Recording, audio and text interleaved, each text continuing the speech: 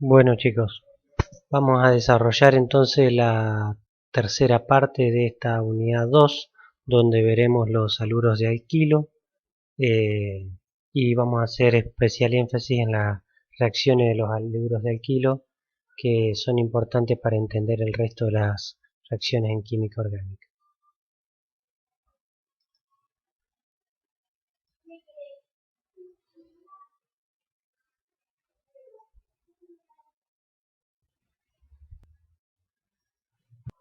Bueno, primero que nada, los halogenuros de alquilo están eh, constituidos por alcanos básicamente, que tienen como sustituyente uno o más átomos de halógenos, ¿sí? En este caso tenemos dos compuestos: el diclorometano, muy conocido como solvente para hacer diferentes extracciones, y el tetracloruro de metano, también utilizado, por ejemplo, para la determinación de la viabilidad de semillas. Uno de los puntos importantes de los halogenuros de alquilo es que el halógeno, por ser más electronegativo que el carbono, genera un delta positivo, un delta de carga positiva en el átomo de carbono, y se genera un delta de carga negativa en el halógeno. Y se genera a partir de esto un dipolo, un momento dipolar determinado por estas dos cargas positivas y negativas. Positiva sobre el carbono y negativa sobre el halógeno. La química de los halogenuros de alquilo va a estar dominada por esta particularidad. En la obtención de halogenuros de alquilo a partir de alcoholes, reacciona un ácido con un alcohol para dar el halogenuro y la liberación de agua. En este caso, tienen mayor reactividad los alcoholes terciarios versus los alcoholes primarios. El alcohol todavía no lo hemos visto, pero los alcoholes son grupos químicos donde aparece el grupo oxidrilo, ¿sí? Son compuestos orgánicos donde aparece como función química principal el grupo OH. Ya lo estudiaremos más adelante.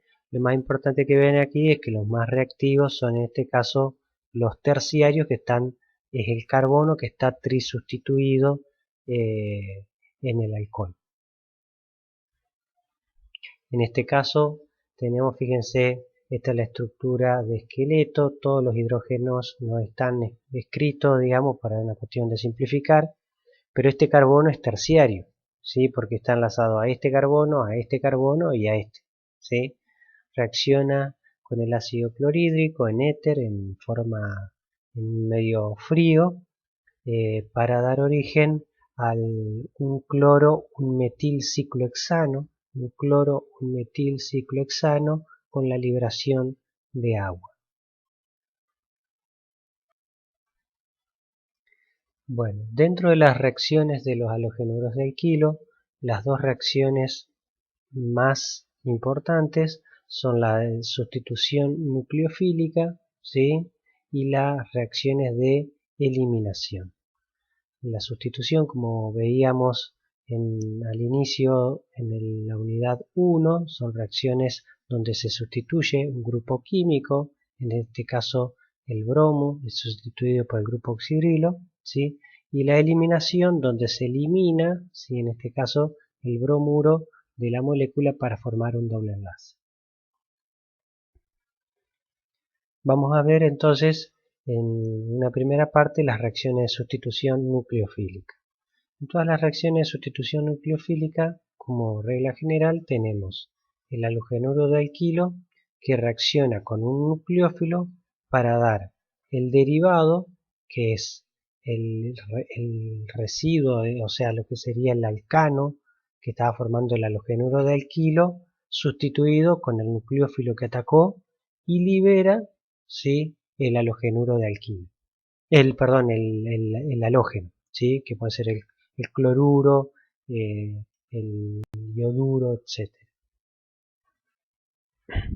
Entonces fíjense, en este caso reacciona el oxidrilo, ¿sí? Para atacar el bromometano, donde se libera, ¿sí? El bromuro y se forma el metanol, ¿sí? Esta es una típica reacción de sustitución nucleofílica y en este caso se denomina sustitución nucleofílica bimolecular. La razón por la que se denomina sustitución nucleofílica bimolecular es porque primero que ocurre en un solo paso y tanto la molécula entrante como la saliente están actuando al mismo tiempo, eso por un lado, y por el otro lado ustedes si quieren pueden relacionarlo con que la reacción es de segundo orden. ¿Qué quiere decir de segundo orden? Que la velocidad de reacción de esta reacción química depende tanto de la constante, de la concentración, o sea, tiene una constante, pero depende de la concentración del halogenuro de alquilo y de la concentración del nucleófilo, en este caso el oxidrilo. Por eso es una reacción de segundo orden, depende de los dos reactivos, de la concentración de los dos reactivos. ¿Cómo ocurre la reacción nucleofílica bimolecular? De la siguiente manera. El nucleófilo, sí, que está enriquecido en electrones, ataca el carbono que está empobrecido en electrones porque tiene un enlace con un átomo más electronegativo como el bromo en este caso.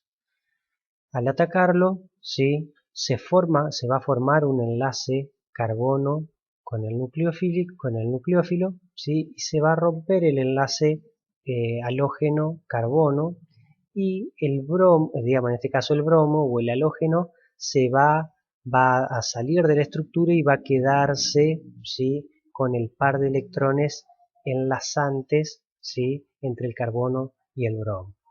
Entonces en un estado de transición voy a tener por un lado atacando el nucleófilo y por el otro lado voy a tener el halógeno que va a estar saliendo, ¿sí?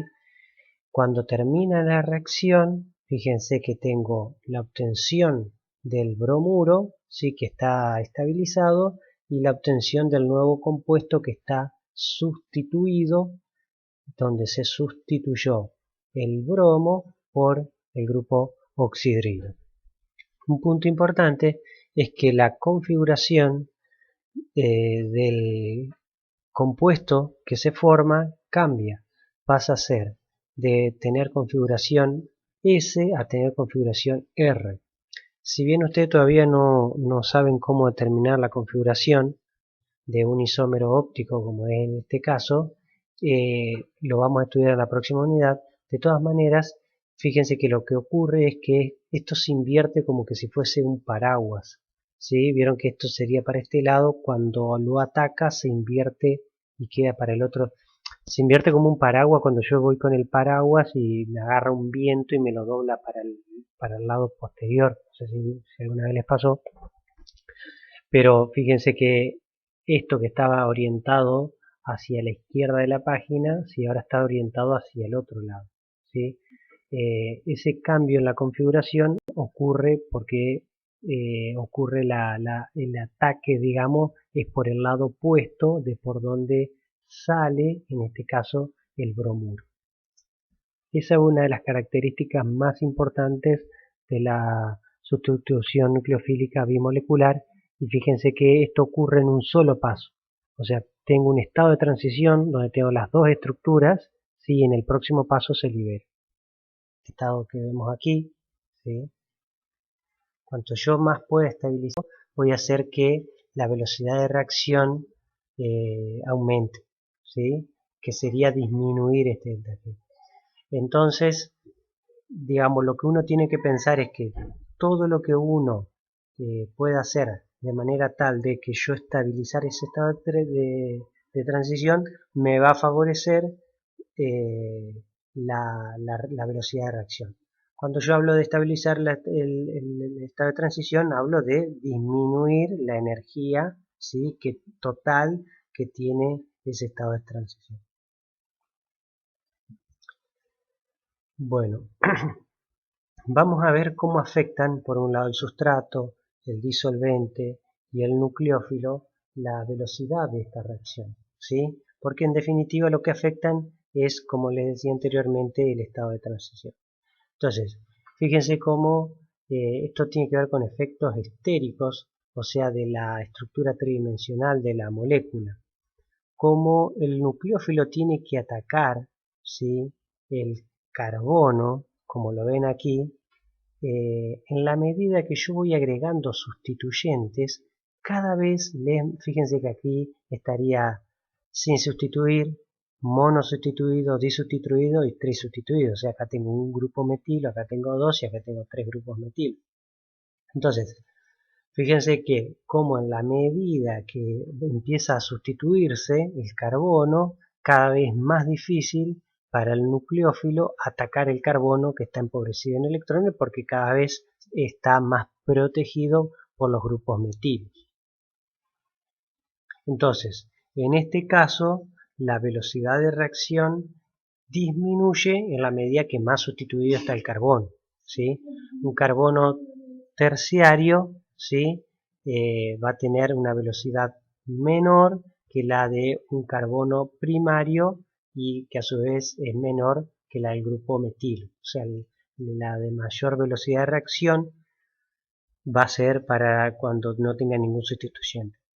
Tengan en cuenta que esto estamos hablando de velocidad de reacción para una reacción de tipo de sustitución nucleofílica bimolecular.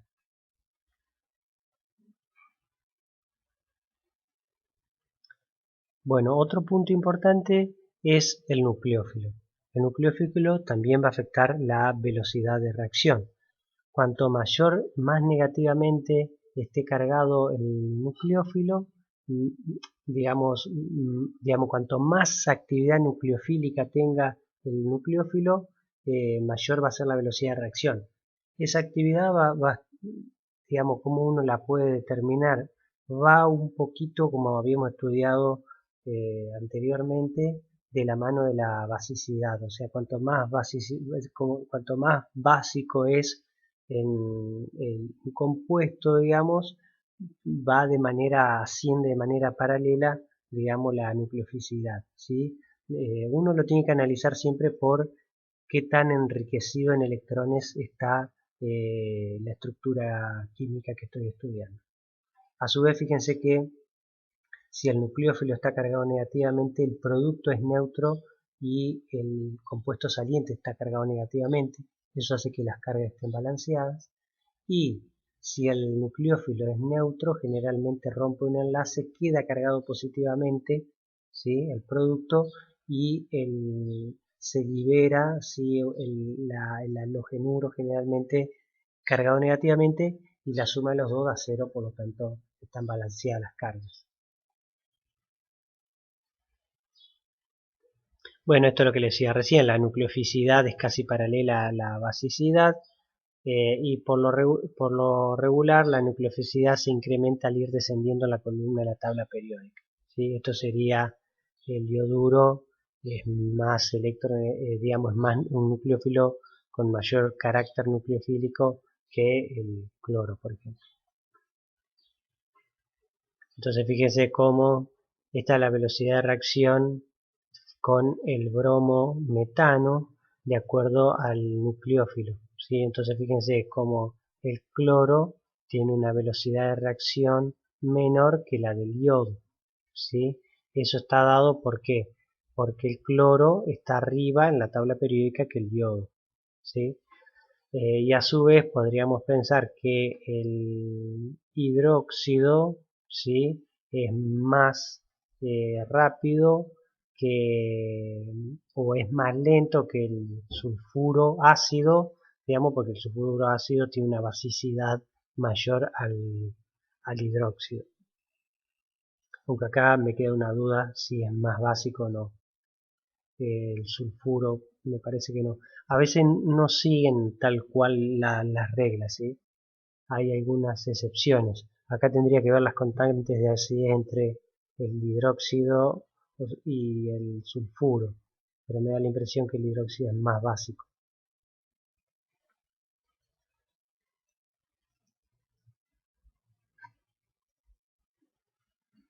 Bueno, eh, otro punto importante es el grupo saliente. El grupo saliente, cuanto mejor pueda estabilizar la carga, mejor, más rápida va a ser la reacción, ¿sí? En general, en la medida que descendemos en la tabla periódica para los halogenuros, mejor estabilizan la carga y por lo tanto son mejores grupos salientes. Y otro punto importante es el disolvente, ¿sí? ¿Por qué? Porque como el nucleófilo tiene que atacar el carbono, y generalmente el nucleófilo es una estructura enriquecida en electrones, si yo tengo un disolvente que es muy prótico, va a tender a solvatarlo al nucleófilo y le va a impedir que lo ataque al carbono. Por lo tanto, disminuyen la velocidad de reacción los disolventes próticos en este caso. Bueno, ¿qué ocurre con la reacción de sustitución nucleofílica monomolecular? Porque tenemos bimolecular y monomolecular. Bueno, en el caso de la sustitución nucleofílica eh, monomolecular, fíjense que la velocidad de reacción es al revés. O sea, un carbono terciario va a reaccionar más rápidamente que un carbono primario y el carbono y el metilo va a reaccionar más rápido que un carbono primario. O sea que es al revés que la sustitución nucleofílica bimolecular. Entonces, uno dice, se podría esperar que una reacción de un sustrato terciario impedido con agua, ¿sí?, esté entre las reacciones de sustituciones más lentas. ¿Tá? ¿Por qué? Porque tengo carbono terciario que me impide y el agua que es prótica, tengo el disolvente que es prótico, tengo los dos casos, digamos, que harían que una reacción de sustitución sea lenta. Dice, sin embargo, ocurre lo opuesto. Vamos a ver por qué. ¿Por qué ocurre lo opuesto? Porque en este caso se da una reacción de primer orden, donde, ¿por qué de primer orden? Porque no depende de la concentración del halogenuro de alquilo y del nucleófilo, sino que depende únicamente de la concentración del halogenuro de alquilo, o sea que es de primer orden. Y en este caso se sustituye también, del mismo caso que el caso anterior, el bromo, ¿sí?, por el grupo oxidril. ¿En qué se diferencia? ¿Se acuerdan que en el caso de la SN2 ocurría en un solo paso, ¿sí?, donde se estaba rompiendo un enlace y se estaba formando otro? En este caso, la reacción de sustitución nucleofílica monomolecular ocurre en dos pasos. El primer paso, y que es el paso limitante para la velocidad de reacción, porque es el más lento, eh, es la formación del carbocatión. En este caso, ¿qué es lo que ocurre? El bromo, ¿sí?, se libera, queda como grupo saliente formando el bromuro y se forma el carbocatión, ¿sí?, que tiene un electrón de menos, por eso tiene 3 enlaces covalentes, 6 electrones en total y un electrón menos en su capa externa, ¿sí? A continuación, este carbocatión es atacado por el nucleófilo, ¿sí?, y se forma el enlace, en este caso oxígeno-carbono, y finalmente, como este oxidrilo queda cargado positivamente porque tiene un enlace de más, otra molécula de agua, en este caso, ataca el hidrogenión, se forma el hidronio, ¿sí?, y se libera, en este caso, el alcohol terciario. Pero básicamente lo más importante aquí es que primero se formó el carbocatión y en una segunda instancia se formó el enlace o sea, en una segunda instancia el nucleófilo ataca el carbocatión. O sea que la reacción se da en dos pasos, donde el paso limitante es la formación del carbocatión. Como el paso limitante es la formación del carbocatión, obviamente que cuanto más estable sea el carbocatión, va a favorecer la sustitución nucleofílica monomolecular. Fíjense que el carbocatión más estable es el carbono trisustituido, ¿sí? Por el efecto inductivo que habíamos hablado en la unidad 1, y en la medida el secundario es menos, el primario es menos y el grupo metilo es menos estable, ¿sí? Aquí tenemos un caso particular de el carbono, el carbocatión alílico, ¿sí? Y el bencílico, que está dado porque como estos carbonos tienen todos hibridación sp2, los electrones se pueden mover a través de los orbitales p y eso le da resonancia, ¿sí? Pueden tener más de una estructura. Por lo tanto, al tener más de una estructura, le da mayor estabilidad. En el caso del bencílico, ¿sí? El carbocatión bencílico ocurre lo mismo. Como este carbono tiene hibridación sp2 y todos los del anillo del benceno también, se pueden mover el par de electrones a través de todos los orbitales p. Y de esa manera da todas estas estructuras resonantes y por lo tanto estabilizan el carbocatión.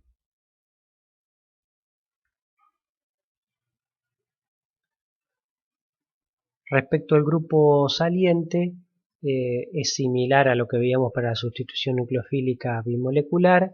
En la medida que descendemos la tabla periódica, la estabilidad del halógeno aumenta, por lo tanto son mejores grupos salientes. Y respecto del nucleófilo, en realidad en este caso obviamente que es importante por, porque es parte de la reacción química, pero no tiene la importancia que tiene la SN2, que tiene que atacar el carbocatión, porque acá recuerden que la parte más importante es la formación del carbocatión, como les decía anteriormente. En el caso de la SN2 tiene un rol más protagónico el nucleófilo que en la SN1, donde el rol protagónico de alguna manera lo tendría la formación del carbocatión. Bueno, esto es como lo que veíamos anteriormente, cómo se forma primero, ¿sí? Se va a... Eh, esto es el caso de que yo parto de un alcohol, ¿sí? Para que se da una sustitución del grupo oxidrilo por el bromuro.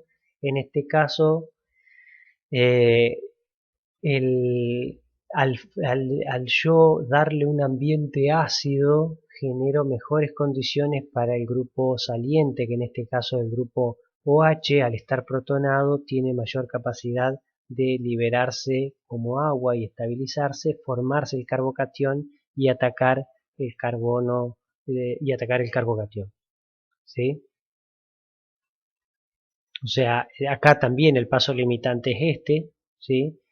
Pero tengo un paso previo donde se protona el grupo saliente, ¿sí?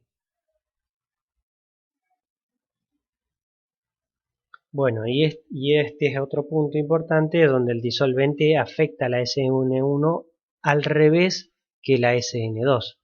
En el caso de las reacciones de SN2, los disolventes próticos desfavorecían la reacción. En este caso, en la SN1, los eh, disolventes próticos como el agua favorecen. La razón es porque estabilizan el carbocatión, ¿sí? Que es la estructura intermedia. Entonces, en la medida que yo estabilizo el estado de transición, aumenta la velocidad de reacción. O en un caso de sustitución biológica, que podemos verlo similar a esto que estamos estudiando, es digamos, lo que les quiero decir es que generalmente el cloro no aparece en las reacciones biológicas, ¿sí? Es raro que aparezca este tipo de reacción. Sin embargo, sí aparece el grupo difosfato, ¿sí? Que generalmente está estabilizado por magnesio, que se libera, ¿sí? Como difosfato y me forma el carbocatión. Y a partir de este carbocatión es reactivo y puede reaccionar con otro compuesto. ¿Qué es lo que ocurre en el caso de la condensación de las estructuras de isopreno? ¿sí? Las estructuras de isopreno se fosforilan generalmente y tienen la capacidad de liberar el difosfato, ¿sí?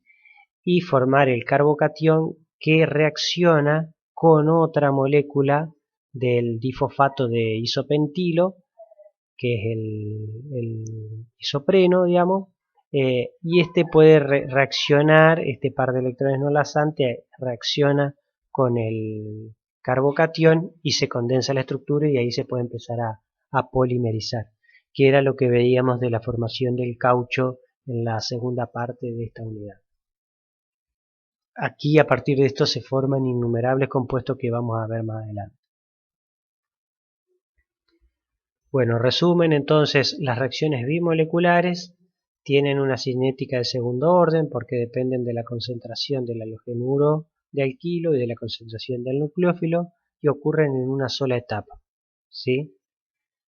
Tanto la formación como la ruptura de los enlaces. Y las reacciones unimoleculares tienen cinética de primer orden, dependen solo de la concentración del halogenuro de alquilo y se rompen primero los enlaces para dar el carbocatión y a continuación se forman el enlace que termina formando el producto.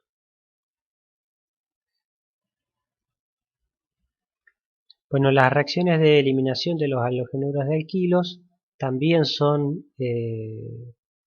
un grupo de reacciones importantes y que tienen cierta lógica, persiguen cierta lógica parecida a la que acabamos de ver.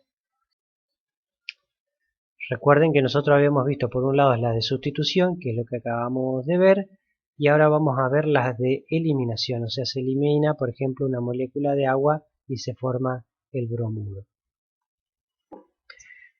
En las reacciones de eliminación, ¿sí? También pueden ser eliminación monomoleculares o bimoleculares. Fíjense que en las reacciones monomoleculares lo que ocurre es que primero se forma el carbocatión, ¿sí? Y a continuación es atacado, en este caso el hidrógeno que funciona como electrófilo, por un nucleófilo y se forma el doble enlace carbono-carbono y se libera la estructura con carga positiva. Pero de manera similar podemos pensar que, fíjense cómo se libera, en una primera etapa se libera, ¿sí? el halogenuro, ¿sí? Y a continuación el nucleófilo ataca el hidrógeno en este caso para formar el doble enlace. En el caso de las eliminaciones bimoleculares ocurren en un solo paso.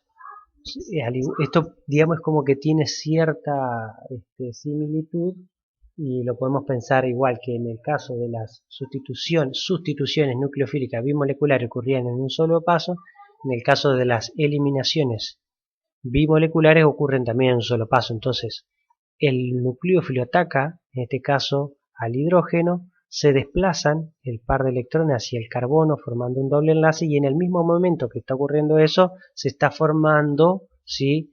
el enlace, o sea, está saliendo el halógeno formando, llevándose el par de electrones y formando el halogenuro derivado, ¿sí? Se libera la estructura cargada positivamente y queda por el otro lado el halogenuro. Todo en un solo paso. En el caso de las eliminaciones monomoleculares biológicas, eso significa SABC, la diferencia tiene que en vez de formarse un carbocatión y a continuación formarse el enlace, ¿sí? La ruptura del enlace, en este caso primero se forma un carboanión, ¿sí? Que era el caso que veíamos cuando el fumarato se convertía en malato, que era una reacción de eliminación, mírenlo en las diapositivas anteriores, pero ocurría eso, o sea, primero se forma el carboanión, ¿sí? Y a continuación se forma el doble enlace, o sea, y se libera, en este caso, la estructura cargada positivamente con el enlace hidrógeno y el nucleófilo que sea, y se libera, sí, el halogenuro. Este digamos, es más común, ocurre en el tipo de reacciones biológicas. La posibilidad de las reacciones biológicas de dar este tipo de reacciones es porque pueden estabilizar, digamos, tienen las enzimas que catalizan estas reacciones, que las vamos a estudiar más adelante, tienen mayor posibilidad de estabilizar esta estructura, cosa que en un medio químico no biológico, ¿sí? En una reacción de laboratorio es mucho más difícil estabilizar este estado de transición, por lo tanto estas reacciones son menos favorables. Sí, aquí tenemos como en el mismo momento que se está atacando, sí, el nucleófilo está atacando, por el otro lado se está liberando el estado, o sea, tiene un solo estado de transición, en este caso la eliminación nucleofílica bimolecular. Bueno, hasta aquí llegamos con esta tercera parte de la segunda unidad. Perdón, de acá tenemos algo más, pensé que ya era la última. Aquí simplemente mostrarle cómo es la similitud, ¿sí? de las reacciones N2 con la de eliminación bimolecular, ¿sí? Y que acá obviamente las estructuras que cuando están opuestas, fíjense que en este caso el halogenuro está en forma opuesta al nucleófilo que atacaría, favorece la reacción, ¿sí? Pues eso se denomina antiperiplanar.